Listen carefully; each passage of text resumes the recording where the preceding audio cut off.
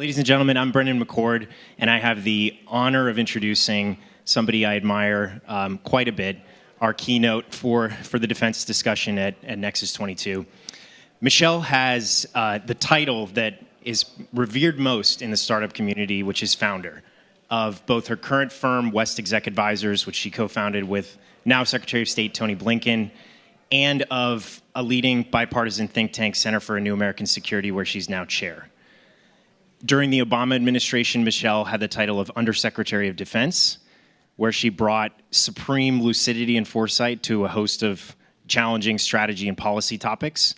And many, perhaps some in the audience, some in the highest ranks of government even, also know her as mentor. Michèle's involved with many nonprofits, too numerous to mention, and she shaped the course of innumerable careers in service. So here to discuss strategic topics at the intersection of defense and autonomy, please welcome Michèle Flournoy. Thank you very much. And I'm really just sorry not to be there in person, but one of the lessons I'm learning as a parent of older children is sometimes the college kids come home and they bring COVID with them. So I didn't want to risk passing my exposure on to all of you, but really happy to be able to join with you virtually. We're glad you can make it. As we kick off here, reminder, send questions to asknexus22@gmail.com, and we will get to those towards the latter portion of this discussion. So, Michèle, let's start with Russia-Ukraine. When the history of this era is written at some distant point in the future, how will this war be remembered? What is at stake as we think about the next 100 years? Well, I think that first and foremost, it'll go down in history as a truly strategic miscalculation by Vladimir Putin, and something that really hurt Russia and the Russian people in the longer term. I think that as long as Putin is in power, given the war crimes, given the illegal aggression, the atrocities, I think he's going to be a pariah for the rest of his life. And as long as he's in power, I think Russia will suffer. A lot of the sanctions will remain in place. I think it will have a devastating economic effect over time. Many economists are anticipating that Russia will drop out of the top 20 economies. They'll be isolated from international fora.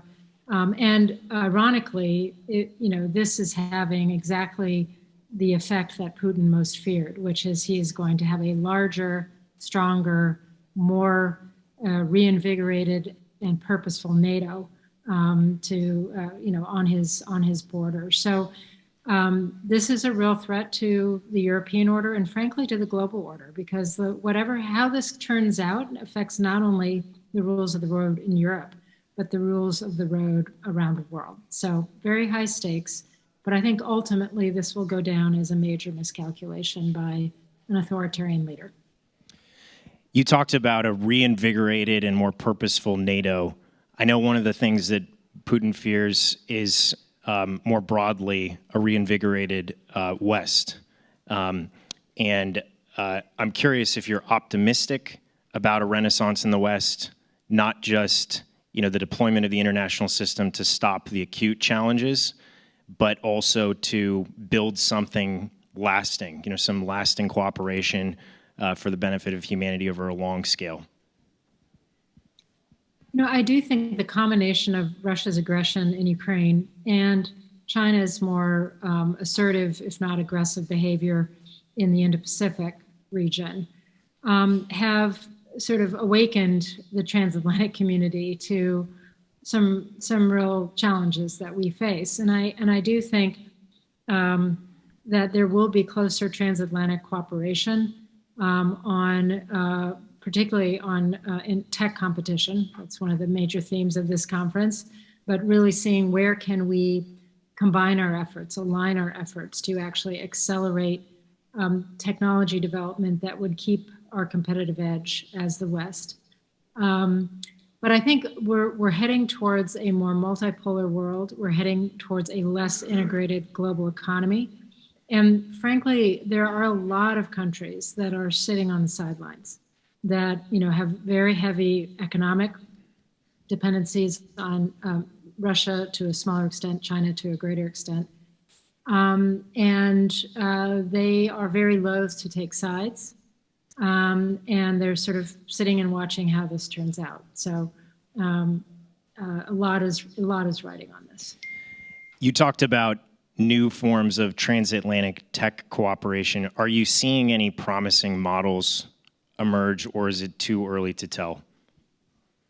I think this is definitely a conversation that's starting to happen, certainly in the transatlantic US-EU context, the NATO context, but also in groupings like the Quad, which includes some of our key Asian allies like Japan and Australia. And so I think the US is looking for, how do we form tech clusters around key technologies that could accelerate our efforts to keep our cutting edge, but also maybe retard or hold back China's efforts. So for example, if you were thinking about semiconductors, you would put together some combination of the US, Japan, Korea, possibly Taiwan, and the Netherlands, and you try to align your export controls. You try to align your investment to create a more robust ecosystem that would reduce any dependency on the Chinese market and also keep the Chinese several generations behind us. So I think it's that kind of thinking. People are talking about a T10, a T12, really formalizing a collaborative framework. But to your point, it's very early days, and I think the concept is still very much developing. On the subject of international order, on the one hand, it seems you are optimistic about transatlantic cooperation, transatlantic unity. On the other hand, you cited many countries still on the fence, not seeing it as their fight, not joining the coalition to isolate Russia. The other question I have on the world order is, do sanctions and blockades push us in the direction of deglobalization? Do they make countries want to be sanction and blockade proof? A state of autarky in which they're competitively self-sufficient and moving away from global institutions. Yeah. I mean, in a situation where you want to take great care with your use of military force, sanctions become a very attractive, coercive instrument. But there is a risk of the counter reaction. We know that the Chinese right now have begun a study of how would they insulate the Chinese economy from comparable sanctions in the event that they invaded Taiwan and the international community responded with sanctions or boycotts or what have you. Very, very different case than Russia, obviously. Much larger economy, much more diversified economy, much more integrated economy, much more consequential to the global economy as a whole and to growth as a whole. So complicated for us, but also for them. And I do think they are looking at this. I think the other thing that some countries are looking at was if you overuse sanctions, particularly secondary sanctions, you risk actually causing countries to start looking for alternatives to the dollar as the currency of global trade and transactions. And that would be a very negative thing. The good thing right now is that, given the Chinese renminbi is like, it's not convertible, it's not liquid, they don't have enough liquidity. I mean, they're very far from being able to seriously be considered as an alternative. But, if they spent 20, 30 years working at it, we could get there. And that would be a very negative development for the United States. So I think we have to be very strategic about when we use sanctions, how they're used, and how far we go with them, and how often we reach for that instrument. We've talked at the global strategic level about Russia, Ukraine. I want to also ask, what lessons should the U.S. military take away from Russia's performance in Ukraine? So I think there are several takeaways. The first is, I think militaries that exist within authoritarian systems are at much higher risk of being misused or being used in the context of a whole host of miscalculations. It's very clear that, if you're working for Vladimir Putin, the last thing you want to do is contradict him, dissent from him, question his assumptions. That's not a recipe for, promotion or survival. But that's true in a lot of authoritarian systems where dissent is not tolerated or, certainly not encouraged. And so I think that's often sets them up for miscalculation at the strategic level.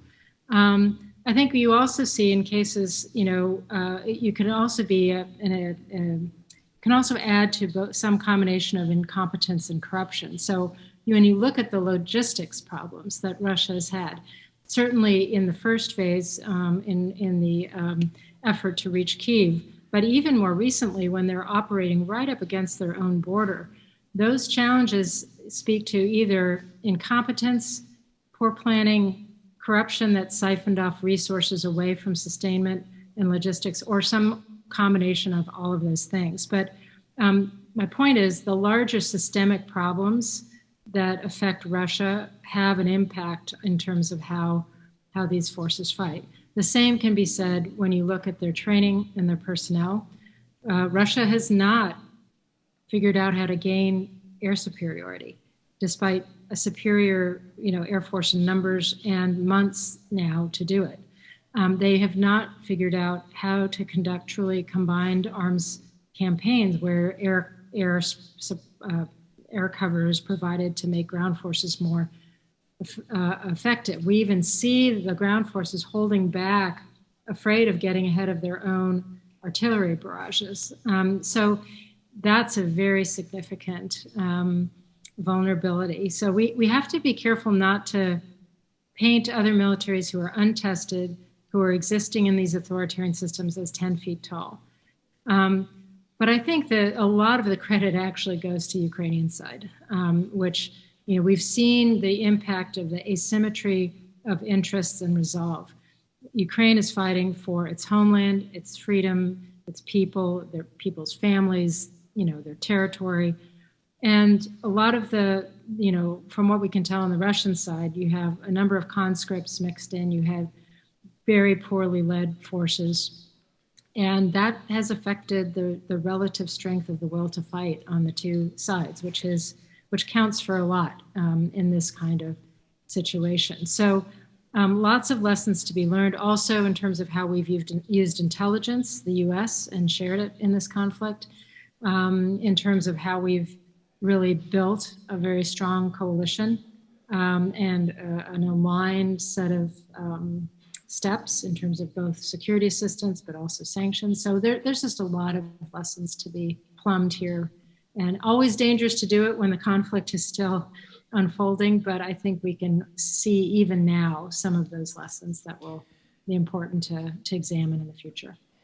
You brought up the asymmetry of interest and resolve on the Ukrainian side. Often we hear the word asymmetry referring to technologies and new techniques, tactics, and procedures, new concepts of operation that are enabled by technologies.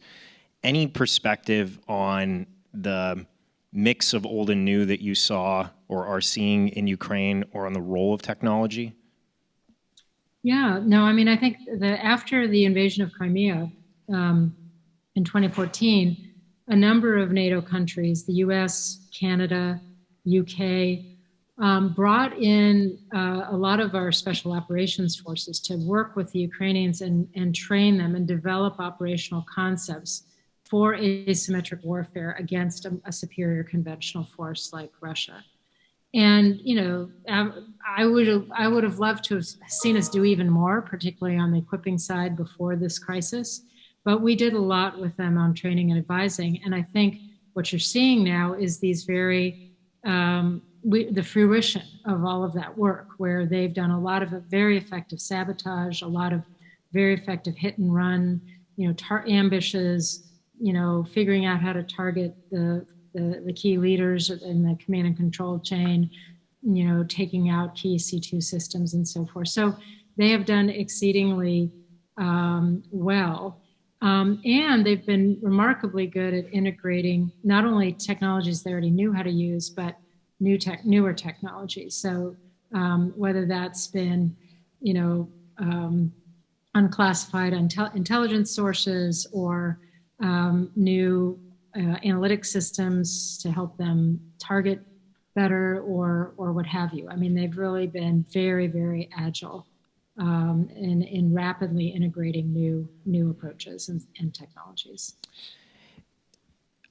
It's natural as we kind of wrap up the questions on Russia and Ukraine for me to ask the question of where do we go from here? And I'm sure this is put to you daily. The traditional diplomatic advice is to give your adversary an out.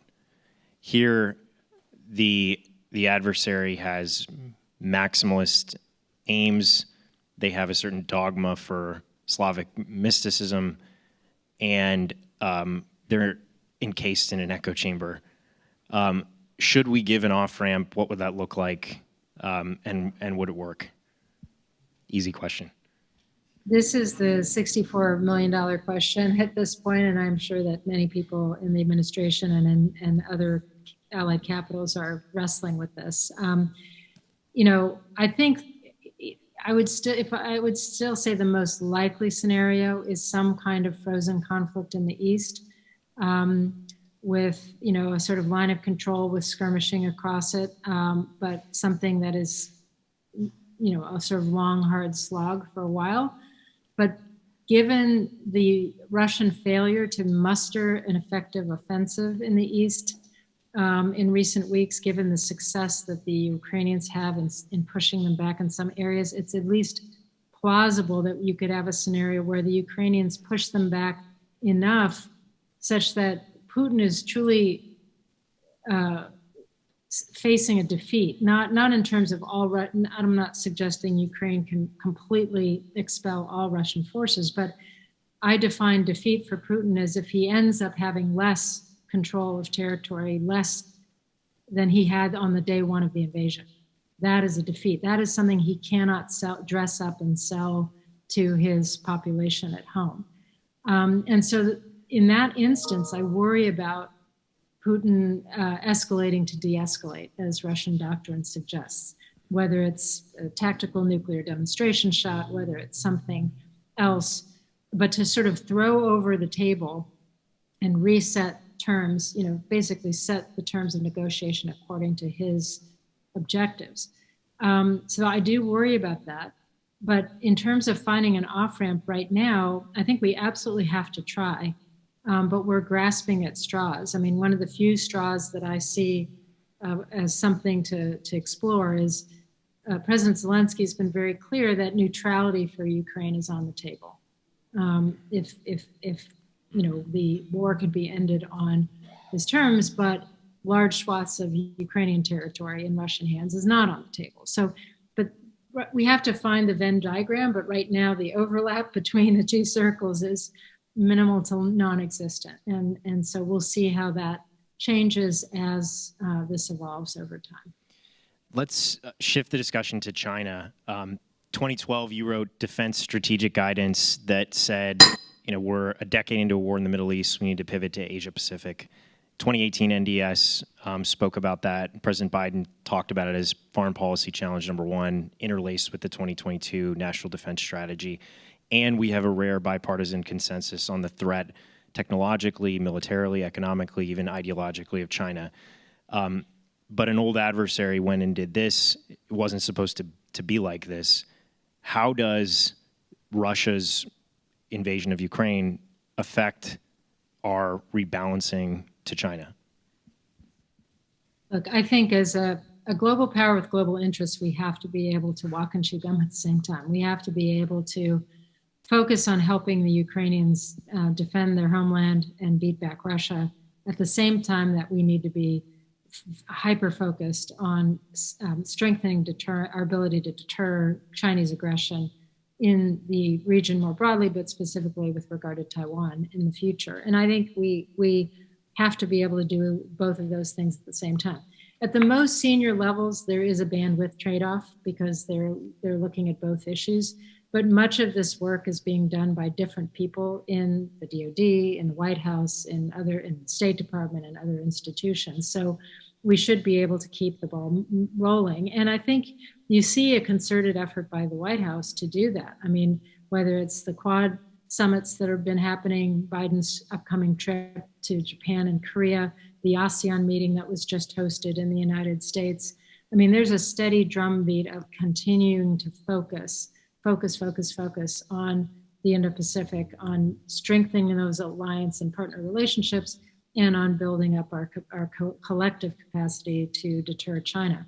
But I'd also say there is the China factor is also, what is Xi going to learn from what happens in Russia, Ukraine? I mean, if this is a terrible defeat and a clear miscalculation for Putin, that should be somewhat of a cautionary tale for Xi.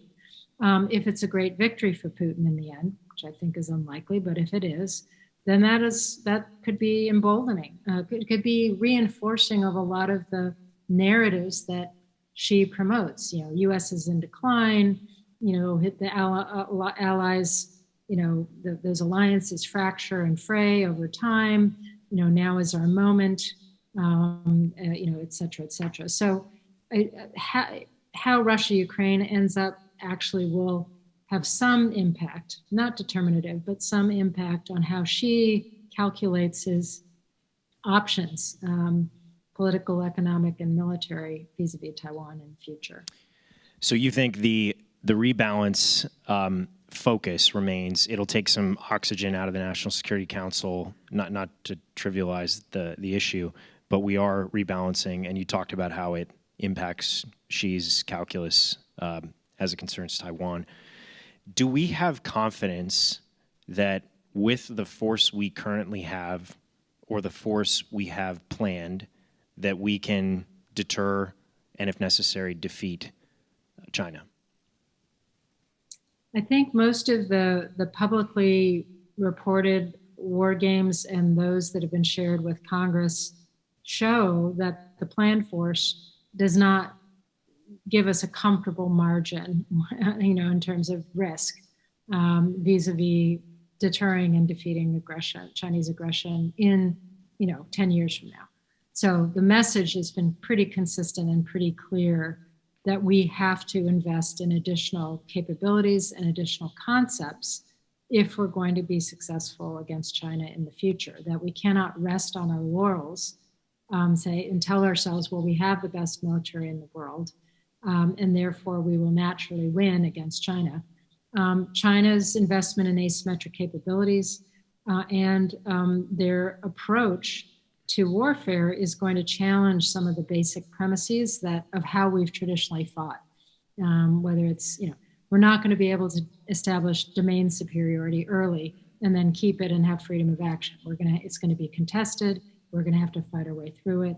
There are just a whole lot of changes that we have to make conceptually. We have to think more like the underdog, more like the asymmetric power, because they will have huge, home court advantage and huge quantitative advantage, and a very prepared theater that we're going to project power into. So lots to be learned there.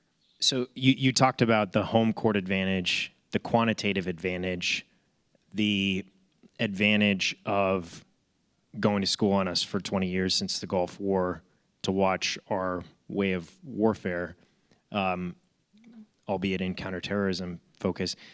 But you also talked about a conceptual shift. So I'm curious, do you think those are the right bases for competition, or the right lens through which to view China deterrence, China conflict, those things, or should we be thinking about it differently? I think we have to, I think this focus on quantitative, comparisons and attrition is the wrong focus. I think we have to be thinking about, how can we hold at risk the assets they hold most dear as they begin an aggression, to convince the Chinese that this is not going to be a walk in the park. You may not be successful, so we may, deterrence by denial. And even if you are, somewhat successful, it's going to be exorbitantly costly, much more costly than you ever imagined. And so developing the capabilities to very early demonstrate that we can both be successful in denial and imposing costs as well as, I think, having some surprises in our back pocket, some things that we reveal that really shake their confidence in the early moments of decision making. When they really are surprised that we didn't know they could do that. Oh my goodness, what's happening? Reduce their confidence in their ability to command and control their own forces, reduce their confidence in their own, that they understand how this is going to go. I think all of that has to be the focus for the near, mid, and long term. It's a very different problem set, near term versus long term, but it's got to be a consistent thread and focus. Much of the conference has touched on challenges associated with translating technology into decisions and impact. And one of the things that comes up a lot is acquisition. But it strikes me listening to you that buying the technology, integrating the technology is rather just the start, in the sense that the surprising capabilities you're referring to are probably more in the realms of warfighting constructs. Are we, if we have bottlenecks in the process of getting technology in, how are we experimenting to discover the techniques, tactics, and procedures and integrating those into concepts of operation? How are we doing that at a rapid enough pace for a China competitor? So I think we are starting to do more of it, both experimentation and concept development. But if you think of it as a sandwich, we're kind of missing the meat in the middle. We have a lot of tactical, unit level, community level experimentation and really tactical evolution of approaches, which is very healthy and very creative and solves real world problems at the tactical level. And that, I think, is happening a lot across the services and some of the COCOMs. And then we have this sort of top-down joint staff-led effort for joint warfighting concepts that's building on some of the service concepts, which is a useful framework to kind of align everyone on the problem set, the challenges, how we have to approach things differently. But I think the real missing middle right now is the campaign level, sort of theater level, okay, for Indo-PACOM or for a particular scenario like a Chinese invasion of Taiwan, what are the campaign level concepts and how is the joint force going to come in and do all of that? And where are we going to assign a task or a problem to a particular service, and where is it in our interest to have multiple different concepts for solving that problem and lots of resilience and redundancy? That's the kind of work that I think is, again, I think Deputy Secretary Hicks has tried to create some new fora for starting to do this and to actually incent those kinds of concepts to come forward and provide some additional funding for experimentation. But it's very, very early days, and we need to do a lot more of that. Last question on China. You brought up quantitative advantages as maybe not the right or not complete lens through which to view competition. And I gather that you mean things like the number of ships, the number of planes. And certainly in an era where information is more important in the battlefield, those kinds of traditional magnitudes don't matter, or don't matter as much. But not as much. How many software engineers create the code for applied intuitions, tools? Doesn't matter as long as it works. What should we measure instead? So I think speed, accuracy, and resilience of decision-making and command and control is number one. And here is, if we can make better decisions faster than the adversary, we will have tremendous advantage over and over and over again in the prosecution of a campaign.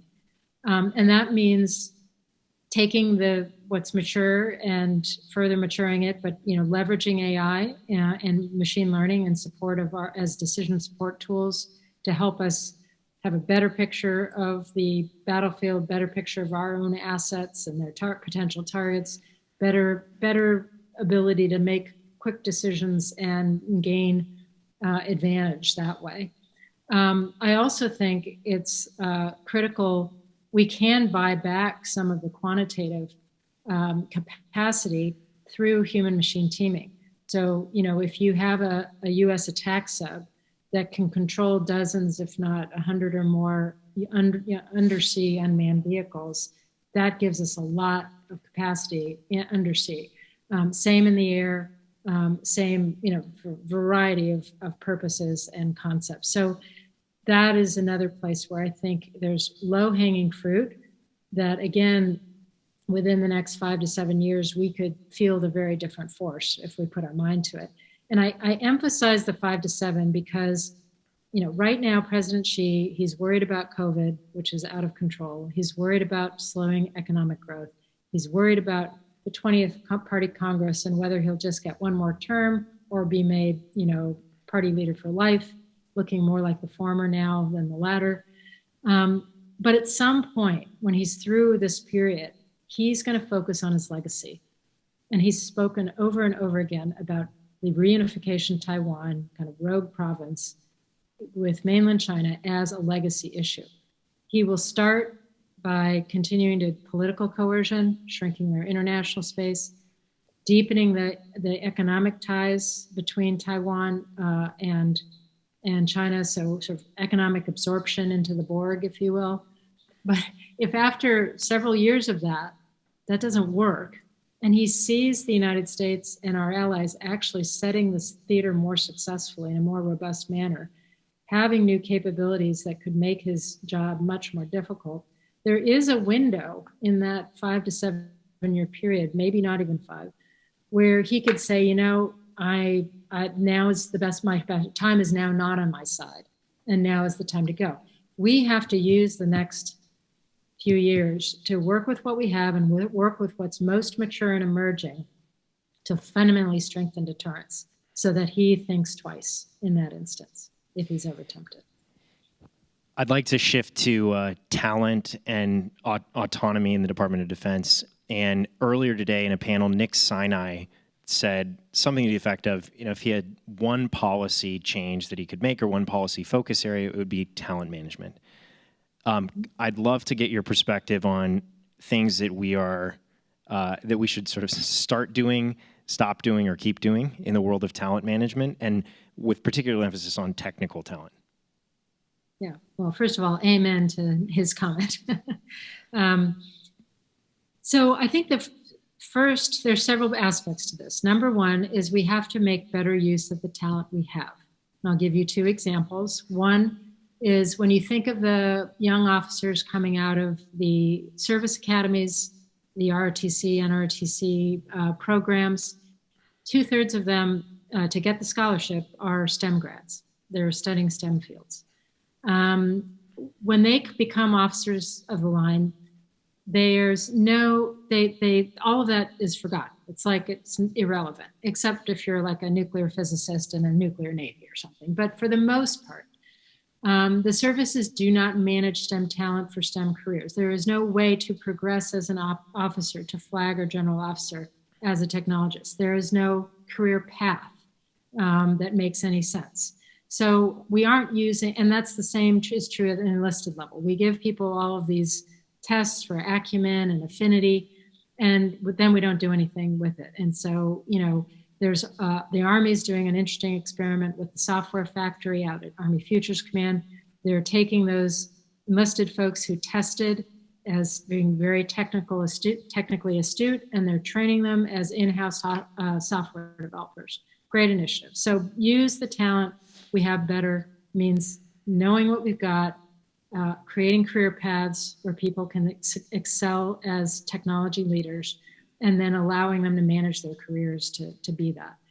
Number 2 is bringing in more talent from the outside. And so I'd go to the first circle around those who are in service full time and say, is there room for either leveraging digital talent that's already in our reserves more effectively, or building out a truly digital reserve where people could, hack for their country, contribute in some way as reservists on a very part-time basis. Here, the biggest problem right now is security clearances, and that whole system needs to be overhauled, and talk about adoption, leveraging technology to make that one more efficient and effective. There's huge opportunity there. And then the last thing is building bridges with the commercial tech talent that's out there.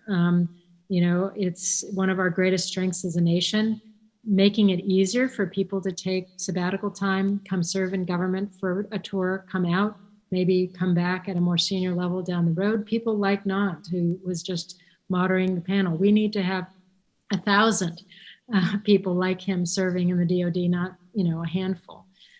So we need to really work on reducing the barriers to that kind of exchange, and also leverage those partnerships to send more of our military and civilian government workers to train in our cutting edge firms, so that they really understand, what does it look like to be a product manager? What does it look like to oversee an agile development process as an acquisition official?